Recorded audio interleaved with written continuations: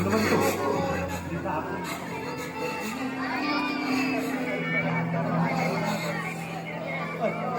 Ay!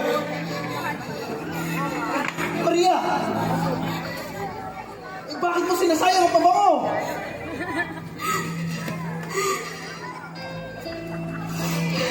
Pabayaan niyo, Judas. Maestro, maaari pa sana natin itong ipagbili at ibigay sa mga mahihirap ng pagkakakitaan. Judas, ang mga dukha ay palagi nasa atin. Inihahanda niya lamang ako para sa aking paglilibing.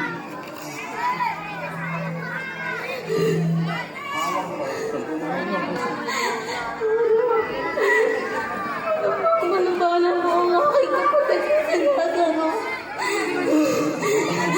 Tumalo po. Baka niyo po ako. Malalit ka, Maria. Sapagkat hindi mamamatay sa sakit ngayon si Lazaro. Halika, magtungo tayo ng Betanya.